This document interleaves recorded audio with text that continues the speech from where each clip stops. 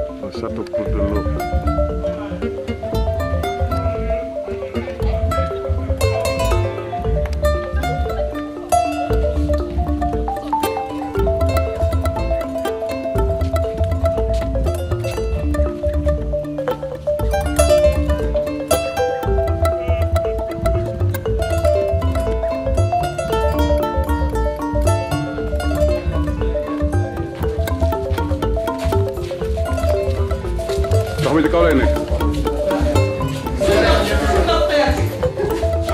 On est au moins chez 450. C'est kii bi bokkul ak biir Sénégal yeggul.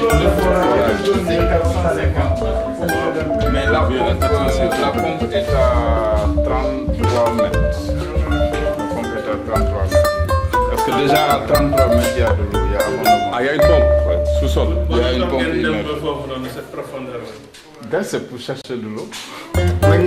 Parce qu'il faut atteindre la nappe pour avoir une bonne pression d'eau, quoi. Maintenant, tu peux capter l'eau à 30 mètres déjà. L'eau est là. Donc ça veut dire que la nappe est à 33 mètres. C'est l'aquifère qui va jusqu'à 400 Qui va jusqu'à 450 mètres. C'est une réserve. Parce que 450 mètres, on atteint. C'est une réserve. C'est l'aquifère qui va jusqu'à 450 mètres. L'aquifère, c'est l'ensemble la roche plus l'eau.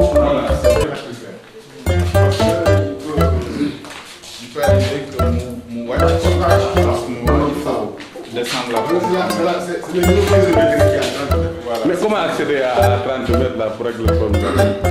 Non, la pompe, s'il y a un problème, il faut assurer les autres. Non, pas c'est pas ce que je veux dire. Pourquoi vous avez la pompe? Comment descendre là-bas? Comment descendre là-bas? Il y a un puits.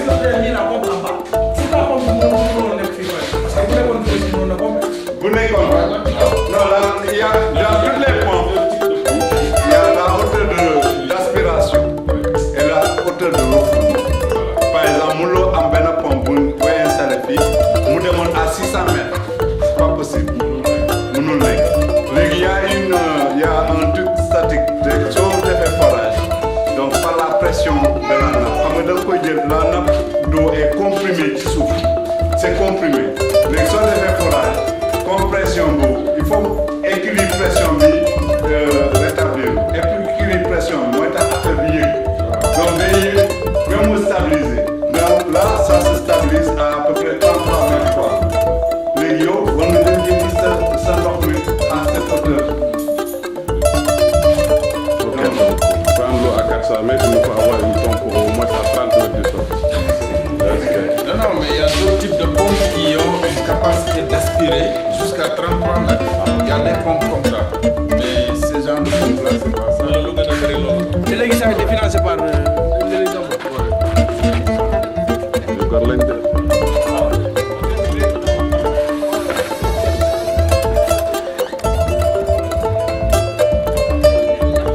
Ah, ça yow fooy dem.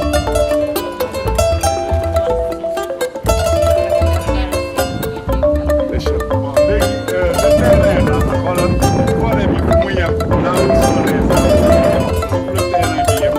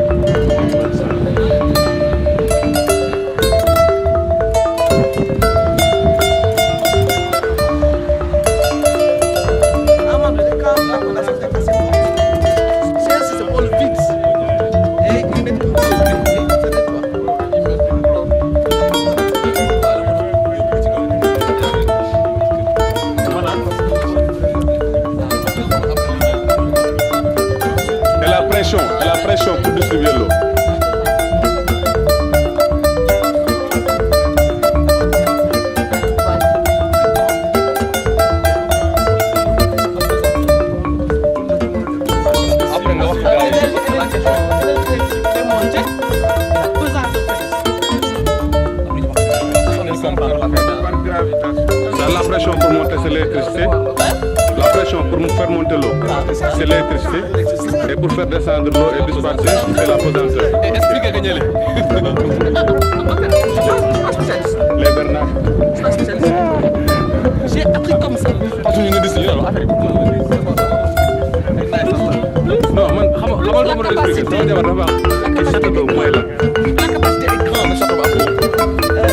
Léegi dama ne ko léegi lii mooy château d'eau château pour eau, pas château pour presse ni pour eau, mais pour eau. Et la hauteur.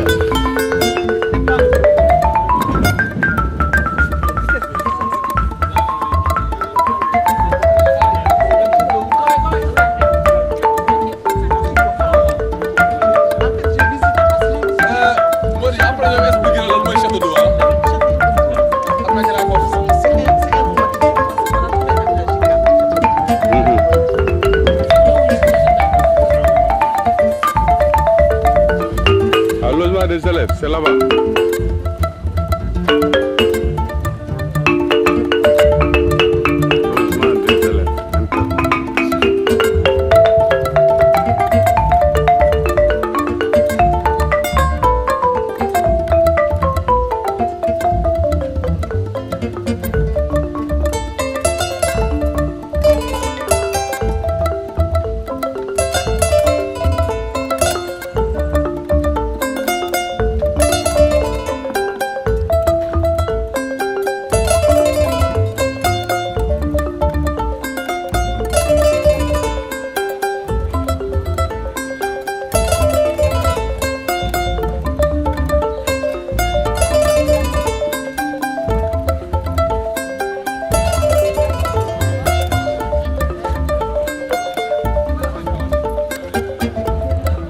Yéen xanaa set ngeen nag yéen ah ku yéen a fóot nii ba weer am ngeen jant bu ngeen ko woowale de yow noo tudd Fati nan Fatim Dia yaa ngi traité affaire yi de looy togg nii cuu lan kon de fi lay añee looy def fii kër kan la kër Kassé directeur ana mu ana jabaram est-ce que mën naa jaar ni dama ko espionné quoi je passe par la cuisine ah grand yow laa njëkk a jot tu manges ah salaamaaleykum na ngeen def waay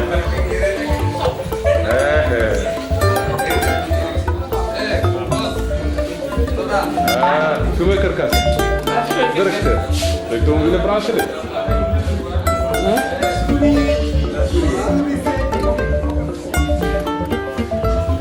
madame na nga def noo tudd Kumba nan Kumba Sow madame Kassé waaw bu ñu ci àll bi moom lu mu la wax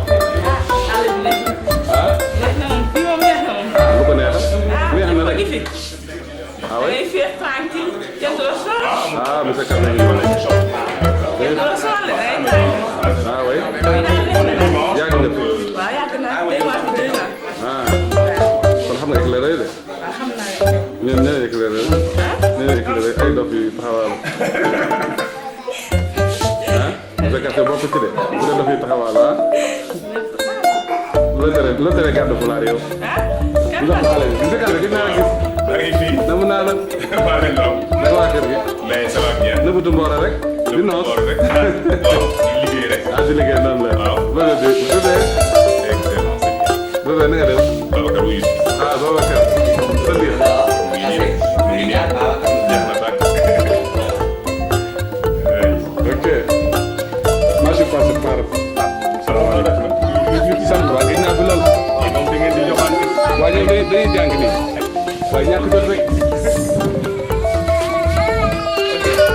waaw madame kon ñu ngi daw incha allah ñu nekk ñu ngi ci biir jërëjëf commandé te woon ah d' accord contrat bi xaaral après ñu kii ma signé Mais vraiment, si vous... Rijal foo jëm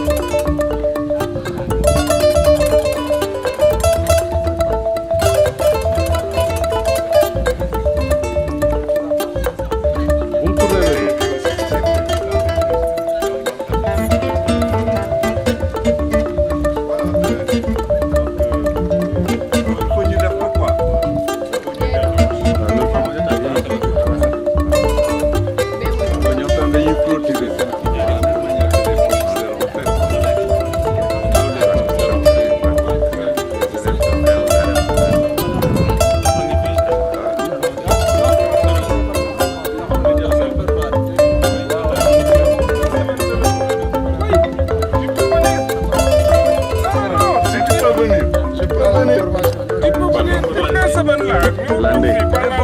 Lande xajoo fi yow ci koy Dakar yi nga xam dafa yaa trop pour yow Dépend dañ koy loué nag am na colonie de vacances ak yooyu gars yi dañ koy loué quoi. waaw mais avec madame Diam c'est pas le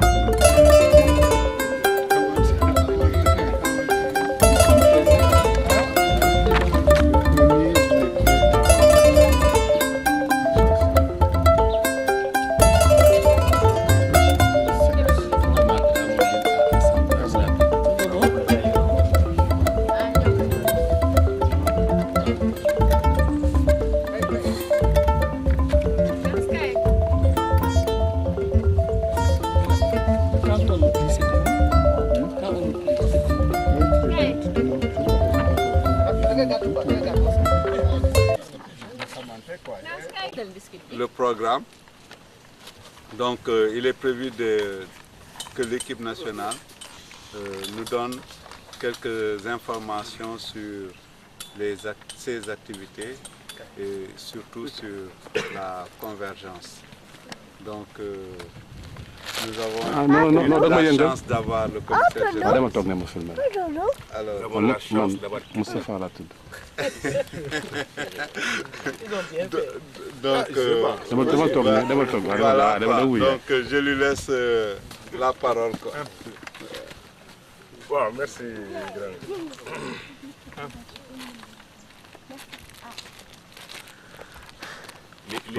Les pas bonjour. Bon retour. Bon retour parmi nous. Alors, l'association est toujours là, hein, que Bayon, quoi. Peut-être pas avec la même visibilité qu'avant, parce que peut-être entre-temps, la télé s'est développée, il y a peut-être eu moins d'activités dans les villes, donc on semble être moins visible, mais on est toujours là.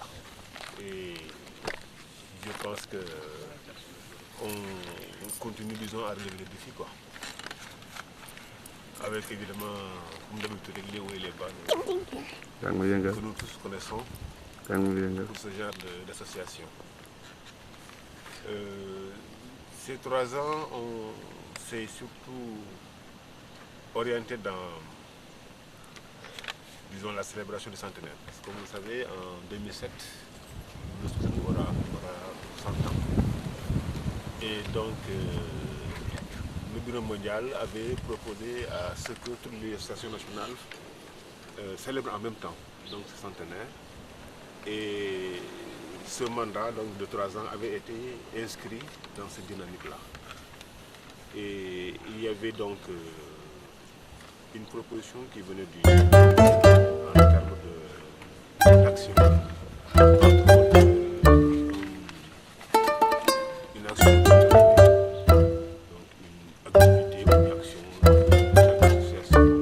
initierait et irait simplement dans le sens de participer à la configuration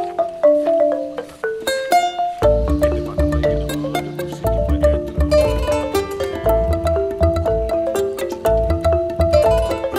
qui serait commun donc à toutes les associations. En août 2007, la date de 1er août. Lever du soleil. 1er août 2007, c'est donc le lever du soleil. Donc le 1er août 2007, les gens, enfin tous les scouts du monde vont célébrer le lever du soleil. Et que chaque association va agrémenter maintenant ces célébrations de son cours. Alors, nous, on avait pensé à une dynamique d'ensemble. Ça m'a dit qu'il fallait peut-être utiliser le centenaire pour remobiliser s'il le faut. Et les anciens, et peut-être également nous développer autrement, croître autrement. Et on avait réfléchi à une dynamique que nous avions proposée donc, pendant le dernier comité national, donc, sur laquelle toute l'association s'était accordée, que les gens ont donc appelé Convergence 2007, motivé par le bonus du programme à la Guinée. Donc Convergence 2007, c'est une dynamique avec évidemment des actions qui devraient nous conduire donc à disons, un sommet en août 2007. Et le sommet donc serait une activité ou des activités que nous organiserions sur Gorée et sur Dakar. Alors sur le contenu de tout ça, Mody va revenir. Je vais juste présenter un peu l'organisation à laquelle on a pensé pour essayer d'arriver à tout ça. On avait pensé simplement que de toute façon, l'équipe toute seule était incapable de toute façon d'arriver à ce résultat-là. Et donc ça demandait toute la synergie de l'association, donc le retour en particulier donc, de beaucoup de cadres, pour que donc connaître déjà petit au point qu'on puisse arriver au résultat escompté. Et on avait donc pensé nous organiser de façon à utiliser chaque compétence de la meilleure manière possible. Parce que les disponibilités ne sont pas les mêmes, les compétences ne sont pas les mêmes. Et probablement, on ne peut pas avoir tout le monde en même temps pour la mission. Et donc, on pensait nous organiser en comité. Il y avait donc un comité qui était proposé, un comité de pilotage qui est également proposé, et puis un comité exécutif. Le comité exécutif, c'est pour l'essentiel un comité qui est dirigé donc par le commissaire national au programme et qui est chargé de mettre en œuvre sur le terrain donc tout ce qui est activité, tout ce qui est action de préparation en direction donc de 2007. Le comité de pilotage serait constitué de personnes ressources qui permettrait simplement de réfléchir et d'orienter donc les actions en termes de recherche, de financement, de sponsors, etc. Et donc également permettrait simplement d'avoir une vision critique sur le programme d'ensemble qui est proposé et donc permettrait de guider l'action disons du comité de. Et puis il y a aussi le comité de d'honneur qui est constitué de personnalité et donc qui s'assurait pour l'essentiel de faire valoir et aux besoins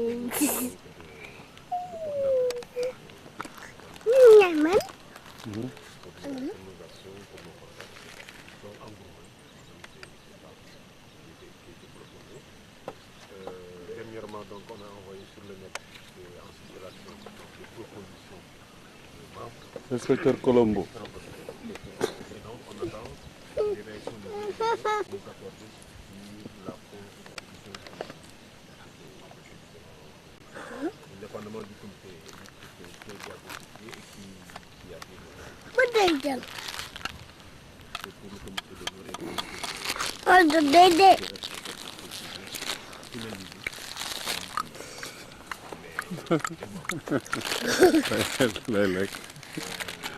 on a organisé l'ensemble du programme autour donc de la convergence de façon à ce que toute l'association, toutes ces structures vivent en même temps au rythme de cet événement. Et en termes de contenu, donc, il a été proposé un certain nombre d'activités à différents échelons. Et donc, Modi va nous les présenter. Et puis, peut-être on va ouvrir après la discussion au-dessus autour de tout ça. Merci,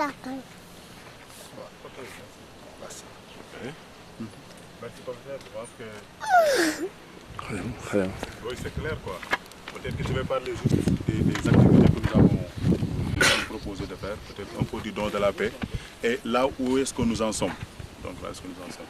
Parce qu'en fait, comme l'a dit Bachir, derrière l'idée de la commémoration, il y a pour nous cette idée-là de dire nous allons organiser tous les programmes de l'équipe nationale et je veux dire, de l'association et de ses démembrements autour du concept de la convergence. Parce que pour nous, c'est une convergence des idées, c'est une convergence des structures. C'est une convergence des idées, des structures. C'est une convergence, quoi. Voilà, donc c'est une convergence, quoi. Et même donc notre stratégie, dans notre stratégie, ce concept de convergence-là va apparaître tel que nous voulons en fait, organiser cette activité-là. En fait, je veux dire ces activités-là. Et donc, il y a un ensemble d'activités que nous avons prévues. Il y en a que nous avons déjà fait, mais les idées, les activités phares, ce sont le Ndorté, c'est le lancement donc de la convergence 2007. C'est le Djoko, c'est l'activité test qui va nous permettre d'apprécier notre capacité de mobilisation, donc d'évaluer un peu notre stratégie que nous voulons mettre en œuvre en 2007. C'est aussi le Gorée 2007 qui est justement l'activité phare de la convergence. Donc nous avons ces activités-là. Et à côté maintenant, parallèlement à tout ça, il y a le don de la paix que nous allons mettre en œuvre conformément aux exigences de la mise en œuvre du programme des jeunes. L'activité Ndorté, lors de notre dernière rencontre avec le comité directeur, il a été proposé de le décaler à 2 mois parce qu'on l'avait prévu en avril. Donc finalement, nous nous sommes dit, nous allons organiser en même temps le Djoko et le Ndorté. C'est-à-dire dans le Djoko c'est l'activité test qui aura lieu certainement en mois d'août 2006. Nous allons pendant cette activité-là avoir une journée phare qui va être maintenant la journée de lancement. Au lieu de tenir 2 activités avec un intervalle seulement d'un mois. Okay? Et donc dans le format, ce sera les structures de base qui vont être en camp de vacances comme ils le faisaient jusqu'à maintenant. Des structures de base donc, qui seront en camp de vacances ou à l'intérieur de ces camps de vacances-là, dans le format des joutes ou à travers l'émulation, il y a des sous-groupes maintenant qui vont mériter d'aller maintenant vers une convergence zonale. Parce que nous avons divisé le pays, c'est-à-dire le Sénégal, en 5 zones. Il y a la zone centre, il y a 2 zones centres. Il y a la zone nord, donc autour de Saint-Louis, la zone sud autour de la Casamance et la zone ouest autour de Dakar. Et donc il y a un certain nombre de structures qui vont se mobiliser à un niveau zonal. Et d'un niveau zonal maintenant, ils vont converger vers le niveau national où il y aura une grande activité donc, qui sera organisée à Thiès. C'est sous ce format-là que nous voulons l'organiser. Et pendant cette période, il y aura la journée de lancement. Et ce matin, avec Bachir, on discutait même pourquoi pas en marge aussi avoir une journée d'études ou bien de réflexion des anciens et donc qui amèneraient leur contribution dans le cadre de la convergence 2007. Donc c'est ça le Djoko et donc le Ndorte à l'intérieur. À part ça maintenant, il y a, après maintenant cette évaluation, je veux dire après ce test, aller maintenant vers une évaluation qui va nous permettre de nous dire ce que nous allons faire justement en 2007, est-ce que nous serons capables de l'organiser. Parce qu'en 2007, ce sera la convergence, la vraie, je vais l'appeler, mais cette fois-ci vraiment... La convergence réelle. Mais cette fois-ci vraiment, l'activité sera beaucoup plus grande. Parce que la COFRAL voudrait participer avec, il paraît, plus de 400 étrangers. Donc ce sera une grande activité où ces étrangers-là, comme les éclaireurs du Sénégal, vont à partir des structures de base, donc travailler avec les structures autour de thèmes d'intérêt locaux pendant un certain nombre de jours. Et donc à terme, ils vont converger vers les niveaux zonaux autour d'autres thèmes, suivant le thème du Bureau mondial qui se trouve être un monde, une promesse.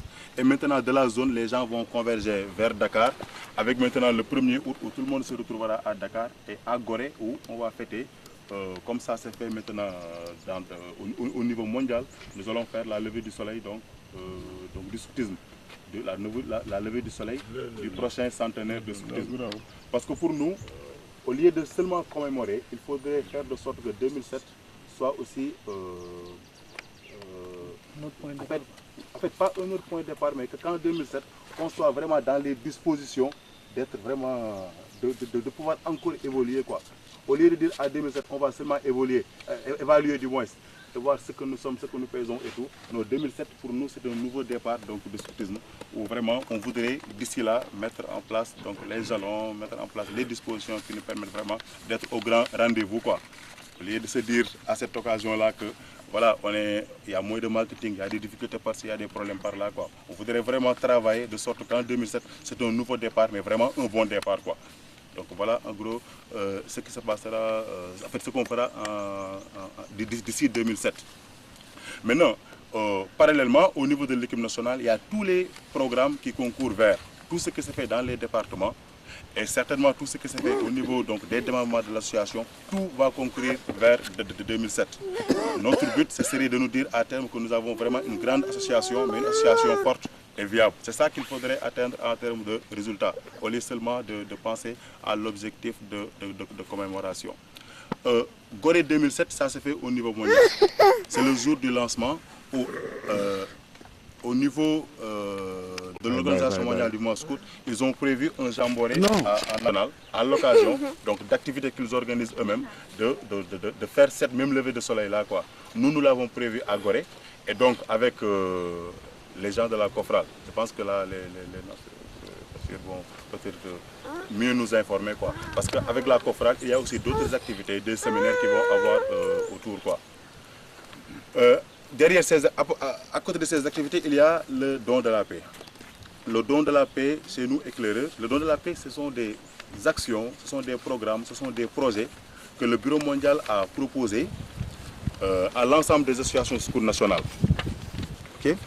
Et donc, c'est des thèmes qui sont liés à la paix, c'est des thèmes qui sont liés à la lutte, si on veut, contre l'asservissement, à la lutte contre certaines formes de discrimination.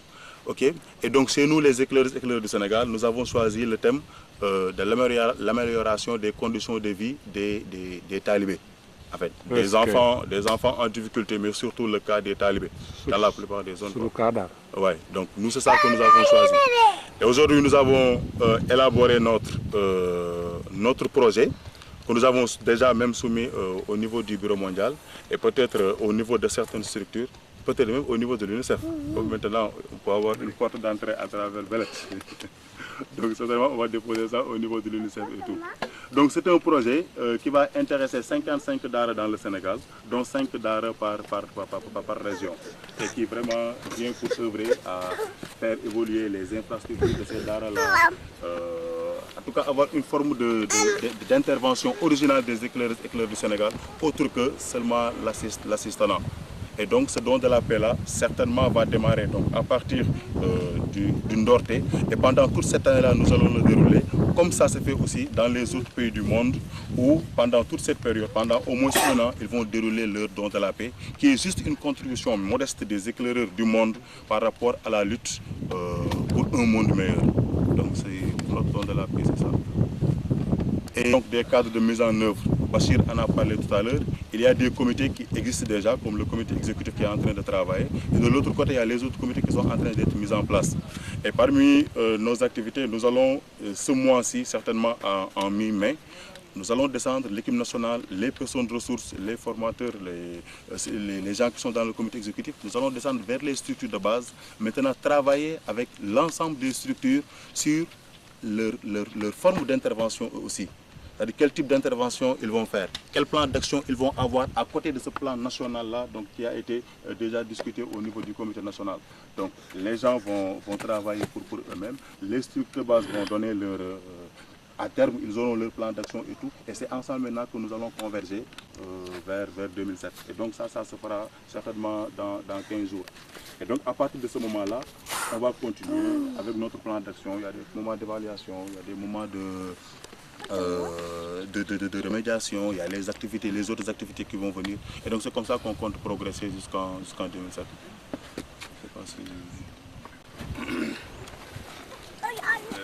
Dans son format initial, il était effectivement prévu au niveau association de nous organiser, de converger sur Gorée.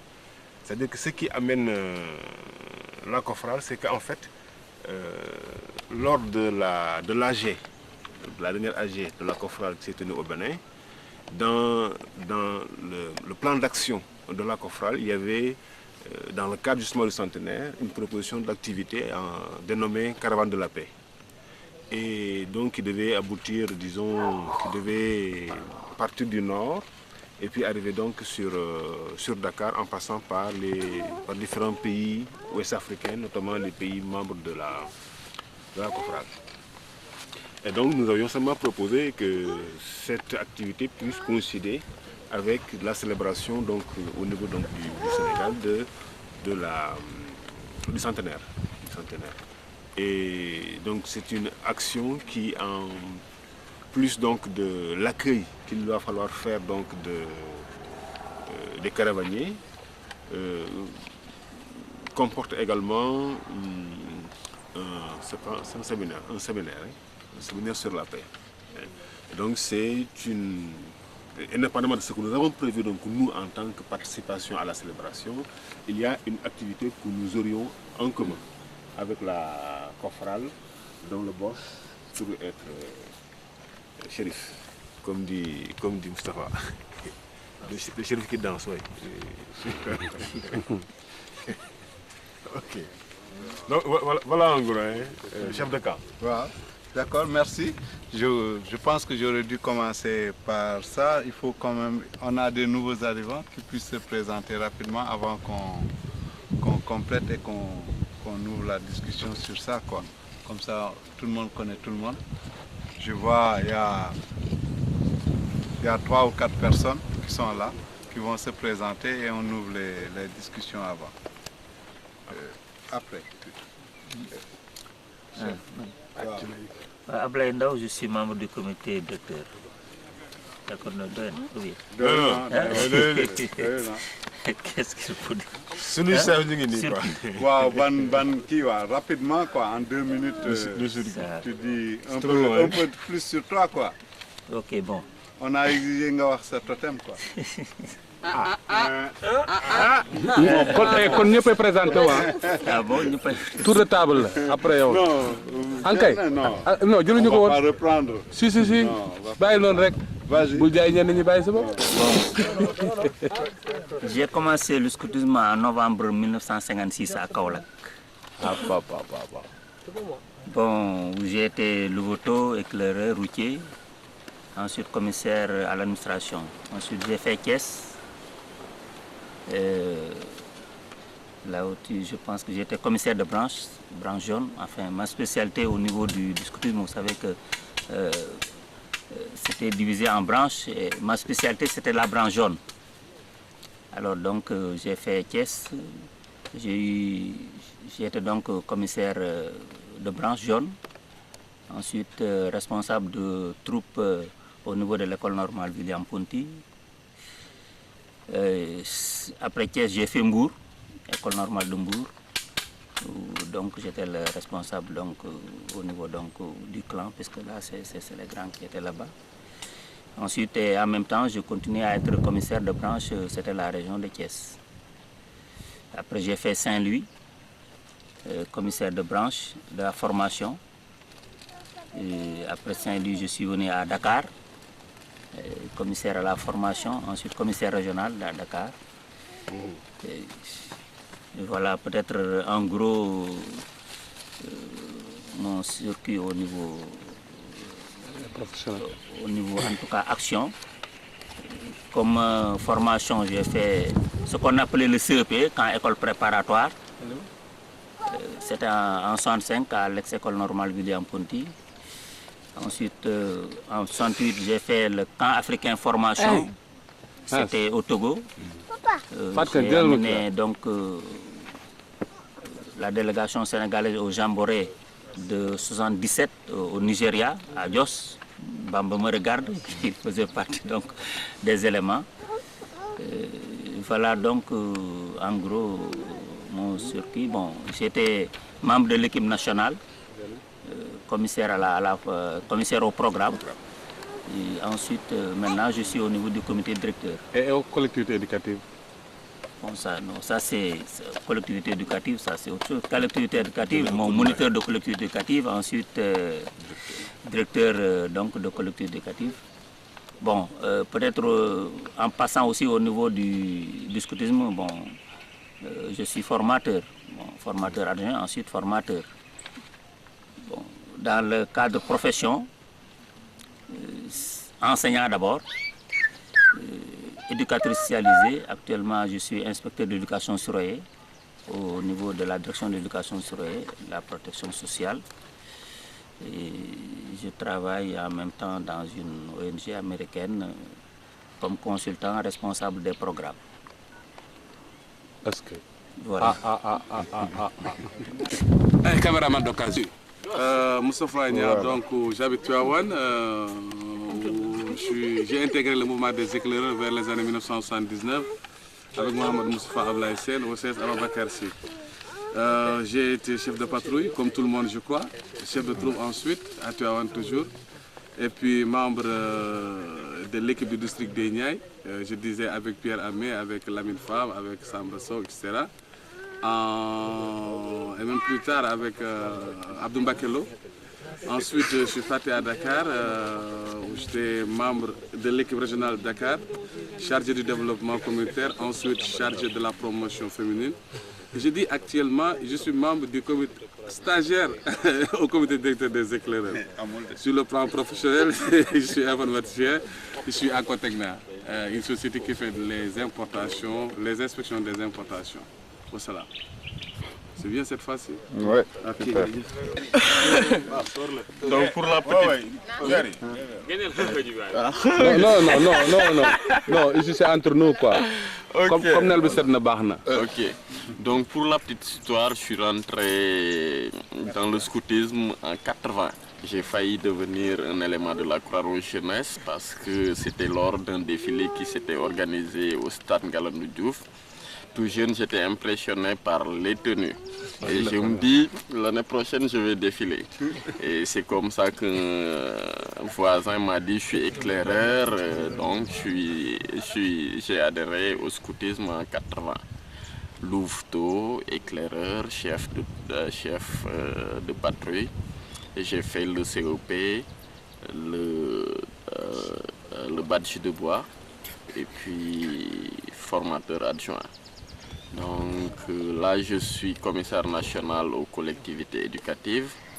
Et j'ai beaucoup travaillé à la maison de l'éclaireur avant de remplacer Zakaria Saou qui s'est expatrié en France. Et actuellement, j'assure un peu la direction de la maison de l'éclaireur. Wow,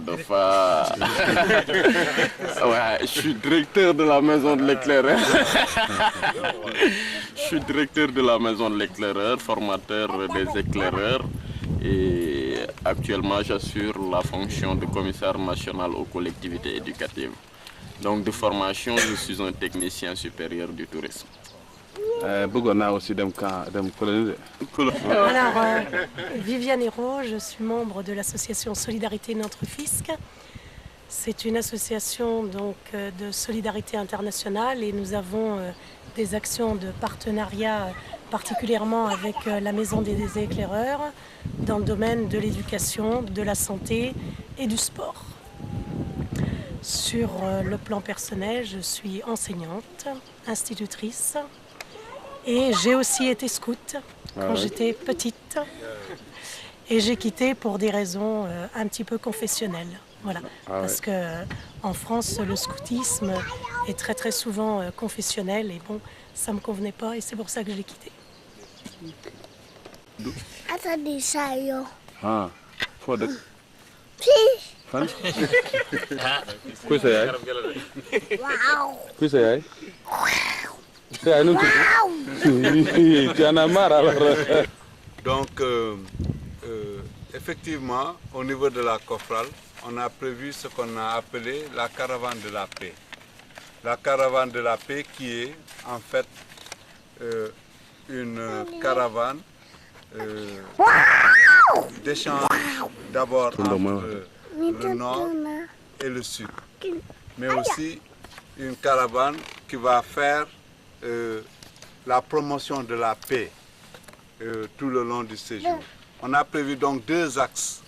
Il y a un axe nord, comme on l'appelle, qui va regrouper des pays comme l'Espagne, la France, la Belgique et autres, qui vont partir de la France pour venir au Sénégal, converger au Sénégal. Il y a une autre l'autre axe, c'est l'axe sud, qui va partir du Bénin, le Togo, etc., la Côte d'Ivoire, et qui va aboutir au Sénégal également. Donc, il y a différentes étapes qui sont prévues tout au long du trajet. Ces étapes vont consister à faire des conférences, des théâtres, des représentations théâtrales et autres manifestations autour de la paix. Notamment, comme vous le savez, dans l'axe sud, dans beaucoup de pays traversés, il y a des problèmes de sécurité, il y a des problèmes de guerre et autres à ce niveau. Mais on va faire en sorte que les différents acteurs qui sont en conflit puissent se rencontrer et échanger pour renforcer et consolider la paix.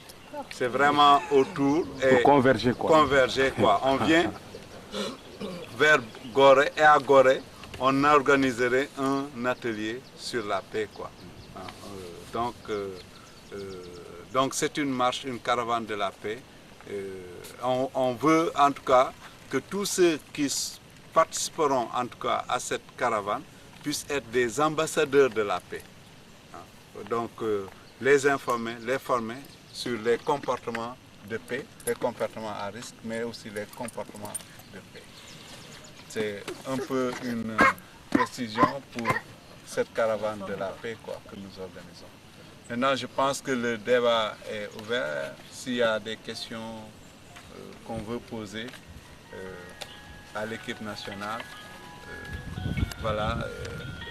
sans transition, chacun peut poser la question qui lui vient à l'esprit. C'est la deuxième fois que j'assiste à une explication un peu de ce truc de convergence. Mais je me dis, si on partageait le document, on s'imprégnerait mieux. Parce qu'on se rend compte qu'on est un peu à côté de la plaque. Par exemple, la fameuse association dont tu parles, nous les anciens qui avons déconnecté, on n'est pas très au courant de ce que c'est. La maison de l'éclaireur, aussi. Je viens d'apprendre qu'il y a un docteur. Donc, il y a toutes les informations qu'on peut partager, je pense, pour être plus au courant des choses. Maintenant, je crois aussi qu'il y a toutes les activités. Quand on dit convergence pour la paix avec des activités, on ne voit pas très bien. Toi, tu expliques bien la caravane et tout ça avec les objectifs et donc les acteurs qui interviennent. Mais je pense que ce sera dans les documents qu'on aura tout ça. Et après, on pourra, dans le net, avoir une interaction. Il faut préciser que ceux qui ont le mail, ils n'auront peut-être pas de problème d'avoir les documents. Parce que tous ces documents existent et circulent bien dans le net, quoi. Donc maintenant, c'est peut-être ceux qui n'ont pas le mail, il faut réfléchir sur une stratégie pour ceux qui n'ont pas de mail, comment faire en sorte qu'ils puissent être informés au même niveau, quoi. Et si les gens s'inscrivent là de manière lisible, dès lundi, on peut lancer. C'est bon. Moi, j'ai une observation seulement sur le truc de la paix, donc la paix, en tout cas le thème de la paix. C'est-à-dire qu'on a un problème pratique, par exemple, les enfants en Casamance, zone de guerre. Il y a les enfants victimes des mines, par exemple. Et l'association est présente. Je me dis que peut-être ça aurait été assez intéressant de développer une partie du programme autour de cette problématique. Par exemple, l'éducation contre le danger des mines, ou en tout cas des activités, une intervention sur ce problème spécifique. Donc, je ne sais pas pourquoi les gens n'ont pas pensé à ça. Ouais. Ouais, en fait, nous l'avons prévu. C'est-à-dire que lorsqu'on a dit on travaille autour des talibés, c'est parce que pour la plupart des zones, en fait, c'était ça, quoi. C'était la question des talibés qui se posait, quoi.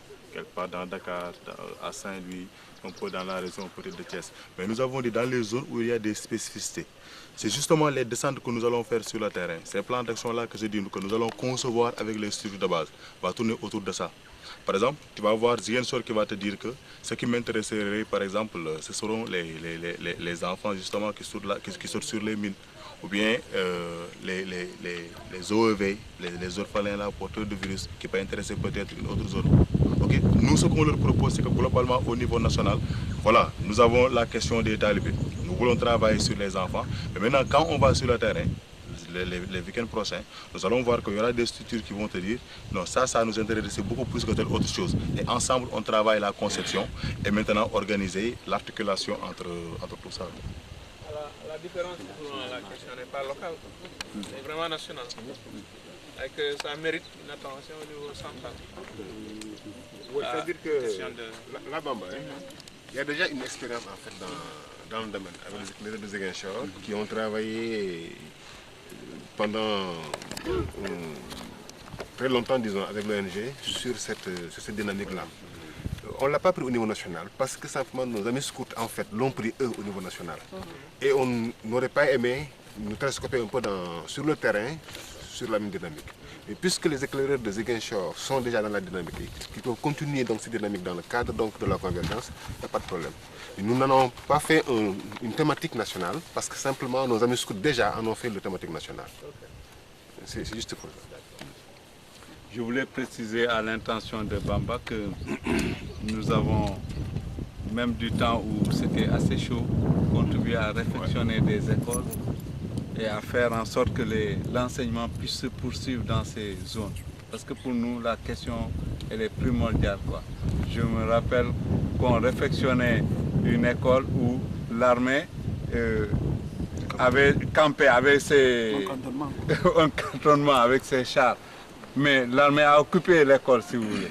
Mais nous, on pense que l'éducation est primordiale. On ne va pas abandonner ces jeunes. Ça, c'est une autre approche qu'on mène, l'approche de tout le temps, quoi, de tous les jours qu'on mène avec l'ONG. C'est au niveau de l'ONG qu'on est en train de faire ça. Mais je crois que la remarque, elle est durable, quoi. Ouais, mais la remarque, elle est bonne, quoi. Il faut en tenir compte. Et peut-être que ça puisse ressortir un peu dans le bilan, quoi, dans nos activités. C'est un peu ça, je voulais aussi dire. On n'a jamais appris à être visible. on a ce défaut-là qu'on traîne tout le temps. Parce que moi, on travaille beaucoup avec les enfants, les écoles, ceux qui font dans les écoles en Casamance. Mais j'ai toujours plus vu les scouts que nous. Hein? On n'est pas très visible dans ça. Il faut maintenant peut-être qu'on profite de ça, comme a dit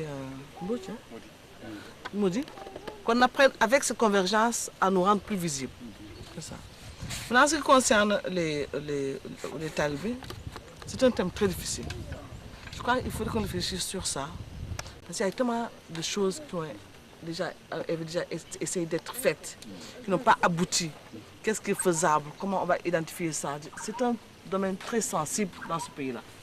Et depuis des années, on essaie de travailler là-dessus.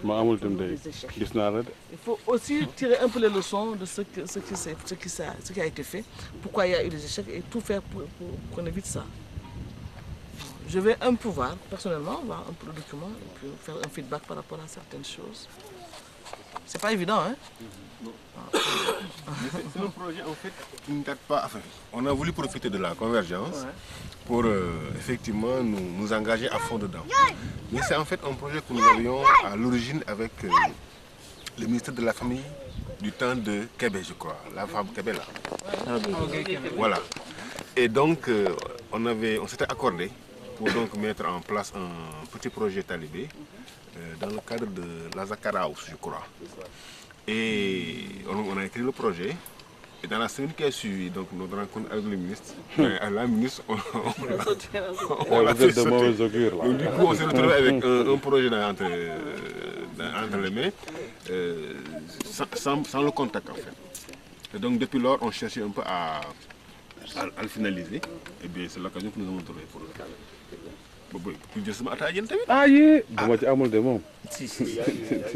L'invite des scouts de Kenya, des éclairs de Kenya, ils nous ont envoyé un document. Ils sont parvenus à faire de 1500 talibés de scouts relais, mais vraiment qui s'engagent dans la communauté. Alors, en ces temps, vraiment, Bachir nous criait dessus. On est capable de faire ça, on est capable de faire ça. Vous avez beaucoup plus de talibés. Ouais. Après, vraiment, on a eu l'occasion. Il y en a au Kenya. Le contexte ici, quoi. On n'a pas le même contexte.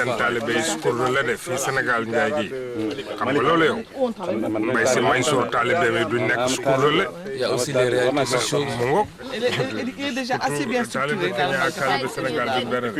dans une petite discussion avec Yann à l'UNICEF, dans une petite discussion, il nous disait qu'est-ce qui intéresserait l'UNICEF dans ce type de projet. Parce que je pense qu'il y a la lutte contre la mendicité, mais il y a aussi les questions d'affection là entre les talibés, leur maman et le cadre où doit vivre cette aventure-là. Et ça, nous l'avons intégré dans... Moi, je crois que pour le point de talibé, comme Bred l'a dit, il y a une difficulté. C'est lié au marabout. Je crois que pour faire aboutir le programme sans heurts, il faut au préalable aller discuter avec les responsables des Dara.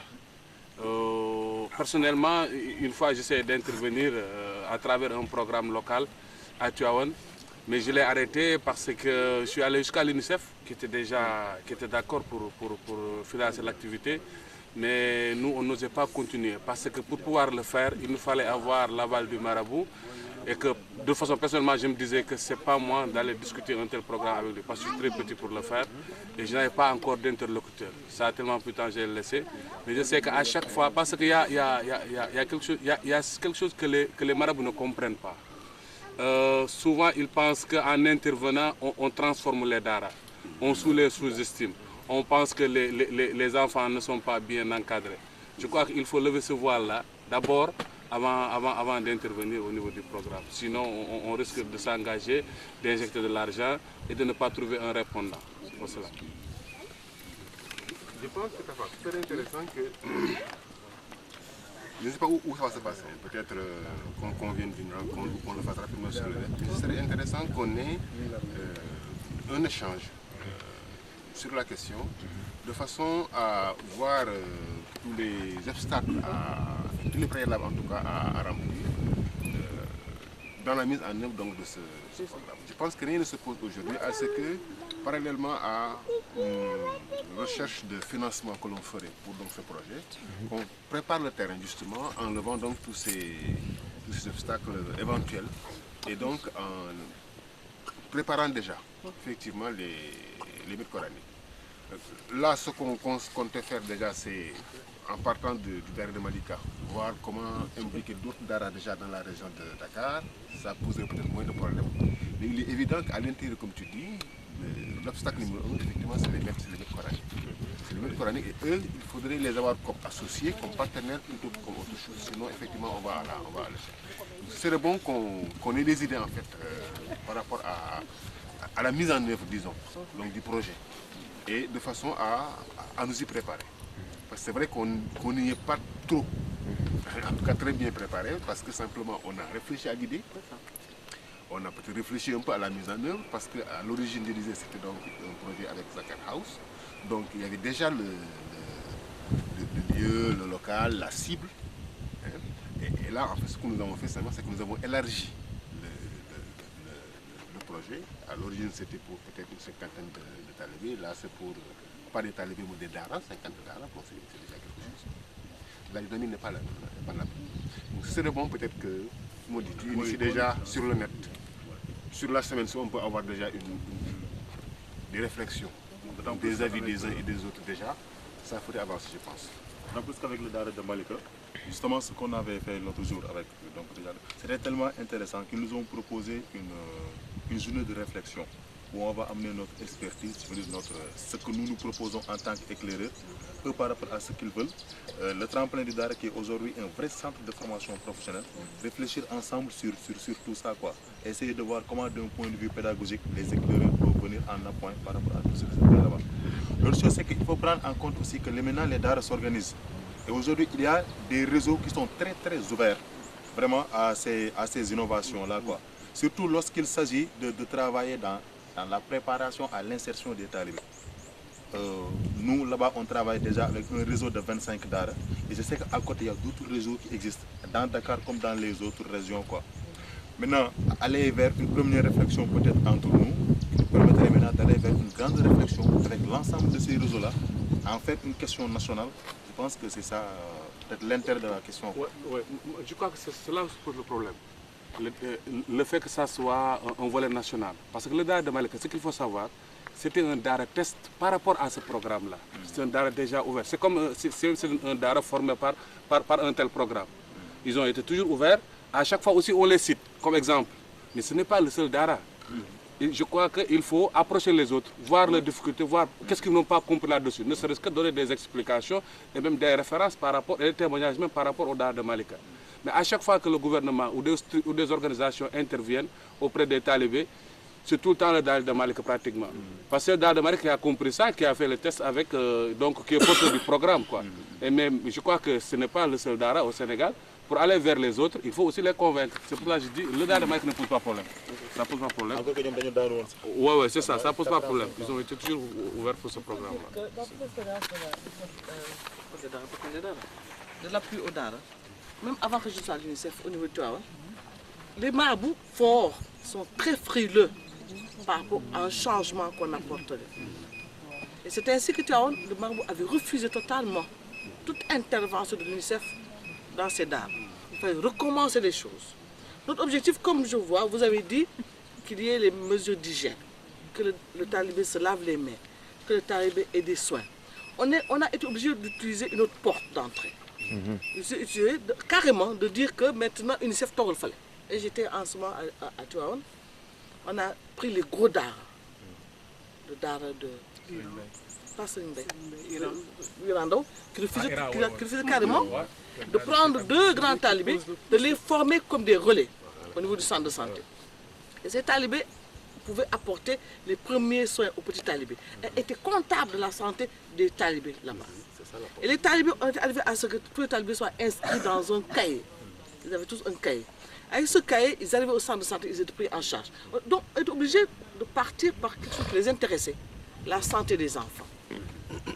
Et le faire comprendre, par exemple, qu'une épidémie de gale pouvait se traiter avec un traitement massif. C'est l'exemple de Seigne Baïsi Mansour, avec qui on a pulvérisé tous les enfants en même temps. Mais tout ça, c'est toujours au cas par cas. Donc, c'est ce que Moustapha veut un peu dire, que peut-être que cette porte d'entrée ici ne pas être la porte d'entrée que là-bas. C'est assez difficile. Et tout. Mais s'il y a un réseau, c'est une porte d'entrée. C'est un potentiel qu'on peut utiliser. Et je me dis toujours, hein, si on parvient à avoir, je dis, 3 ou 4 daara en dehors de Malika, où maintenant les gens ont un esprit négatif. Ils disent que Malika, ça a été construit. Et les autres marabouts le disent. Malika, c'est pas un dara traditionnel, c'est vous l'avez construit. Donc c'est pas une référence. Par contre, si d'autres marabouts, si c'est de Saint-Louis par exemple, c'est une base comme ça, et qu'on puisse avoir les 3 grandes tendances de bon dara, ça marche comme ça. Si déjà dans le testing dont tu parles, là, on va attester comme ça, c'est une très bonne chose. Le testing, tu as dit à Wolof, là, j'ai pas compris. Je pense que c'est bon. Hein? Est-ce qu'il y a des questions par rapport à ça? Sinon, je crois qu'on peut... Bon, je crois que c'est bien. On encourage donc l'équipe nationale à envoyer, en tout cas sur le net, les informations sur la convergence et sur les autres activités qui sont organisées tout autour.